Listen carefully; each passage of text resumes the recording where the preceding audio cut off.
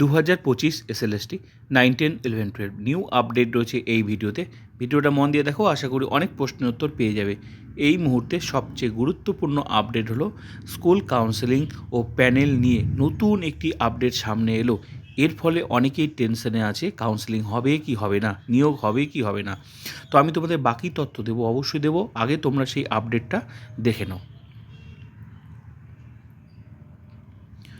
চূড়ান্ত মেধা তালিকায়ও দাগি প্রার্থী, একাদশ দ্বাদশ শিক্ষক নিয়োগে ফের দুজনের নাম প্রকাশ এসএসসির, যেটা আশা করি তোমরা দেখে নিয়েছো।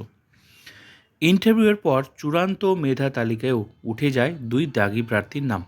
তবে এসএসসির নজরে আসায় বিজ্ঞপ্তি প্রকাশ করে তাদের নাম বাতিল করা হয়েছে।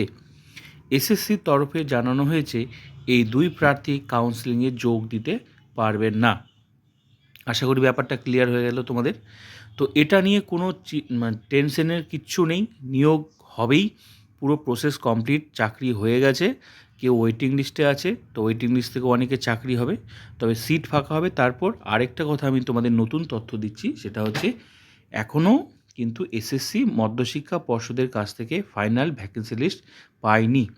এখন কখন পাবে এই মুহূর্তে সেটা আর আপডেট নেই, শুধু একটাই আপডেট, পেয়ে গেলেই হয়ে যাবে, আপলোড হয়ে যাবে এসএসসি ওয়েবসাইটে। এ পর্যন্ত এটাই সবচেয়ে বড় আপডেট। কবে পাবে আর কবে দেবে সেটার কোনো আপডেট নেই, শুধু একটাই জানা যাচ্ছে এসএসসি মধ্যশিক্ষা পর্ষদের কাছ থেকে সেই ভ্যাকেন্সি লিস্ট পেয়ে গেলেই এসএসসি চেক করে আবার একটু চেক করবে, চেক করে তারপর সেটা এসএসসি ওয়েবসাইটে কিন্তু দিয়ে দেবে। কাউন্সেলিং নোটিশ থেকে শুরু করে সব কিছুই তোমরা আশা করি এসএসসি ওয়েবসাইটে দেখতে পাবে। তো এবার দেখা যাক কবে, এবার আর ডেট পাওয়া যাচ্ছে না যে কবে দেবে, দেখা যাক। আর নিয়োগ নিয়ে কোনো সমস্যা হবে না, চিন্তার কোনো কারণ নেই। এখন শুধু আমাদের অপেক্ষা করতে হবে এসএসসি সেই কাউন্সেলিংয়ের জন্য কবে সেই ফাইনাল ভ্যাকেন্সি মানে স্কুল লিস্টটা সেটা কবে দেয়, দেখার বিষয় এখন সেটাই।